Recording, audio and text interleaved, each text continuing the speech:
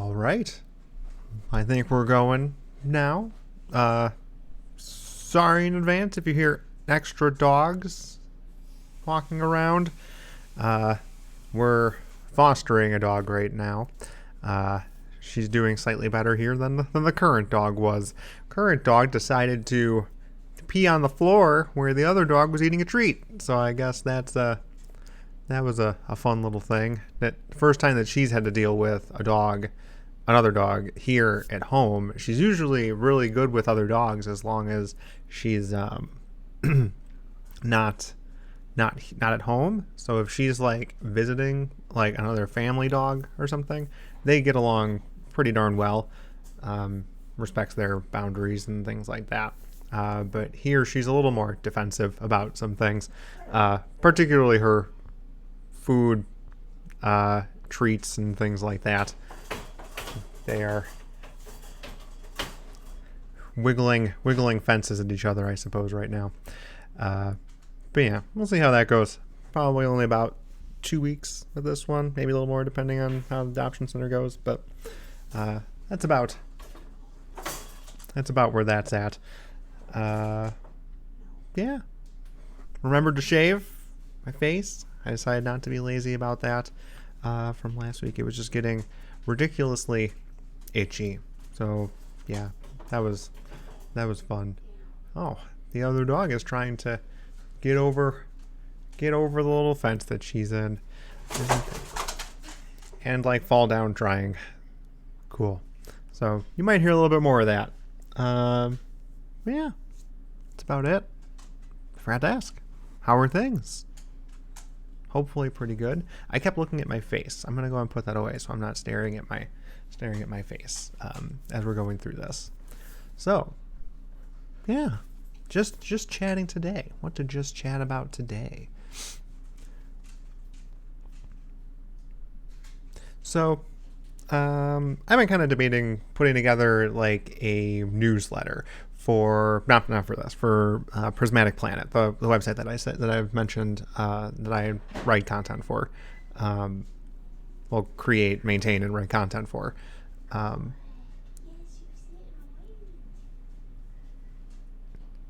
Sorry, had to stop so I can go look at Heather, who is talking to the other dog. So anyway, might have to keep doing that. They like being distracting. Yeah, I was making a newsletter for Prismatic Planet. Like, it's not a very like high maintenance, high cost thing to do, since it's really just putting together a lot of the stuff that I already put together over the course of a month. Just putting it all together in a nice, easy to share way. But I got to do a couple like fun little things with it. Having like a little note like at the top of it, just being like, hey, this is kind of what we're working on, and excited to put this thing together, a little bit about the project and stuff like that. Hopefully I'll be using that a little bit to be a little more engaging with people, a little something extra for people who check out the newsletter to see. But then it's really just a listing of all the stuff that I do. I write a haiku and put it with a poem, or sorry, with a picture every Tuesday, thus Haikus Day, every Tuesday of the month. So it's really just putting all those together, and then the intro parts to two of the main things that I do. At the middle of every month, I do sort of like a more traditionally educational page about a topic. So like this past month was on marine biomes, and so it's really just a blurb from that, and then just a link to go check out the full article, and then the thing I posted yesterday, which was on personifying nature, how humans have just historically tried to turn complex topics into people so that they can better engage with, understand, or empathize with that thing. So that was a pretty fun little thing to work on. But being able to put it all together into a newsletter was just sort of like taking what you have and then curating it into this kind of nice little list of things to put together.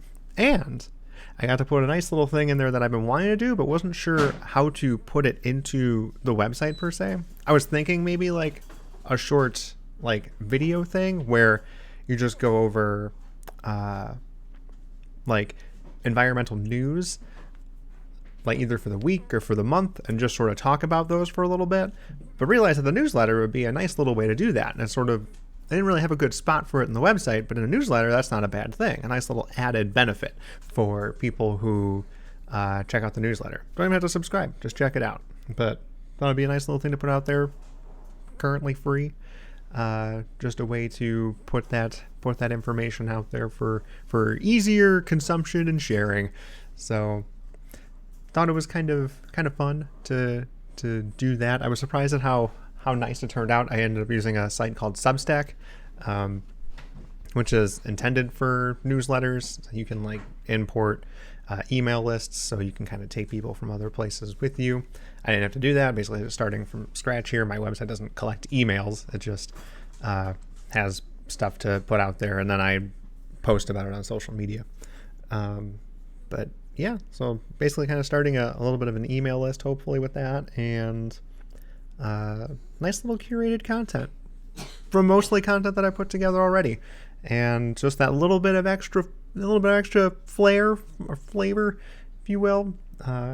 Hopefully it's enough to entice some people to subscribe and take a look at more of the stuff that I put out there. So yeah, but thing to kind of take away from there, I guess, if you are working with like content, like you're making a site, or you make posts or putting together videos, something that you could do that sort of just, I'm surprised how many people actually enjoy this kind of thing, but to put together little collections, I don't want to say anthologies, it's not that big of a deal, but if you have, like, you always have this amassed amount of stuff that you put together at regular intervals, then it's not too much work to put it together in a way that's more immediately digestible for that moment or for that time span. Like, the website's a fantastic place to put things long term, and that's just where it'll go to store stuff. People can always go there to check things out,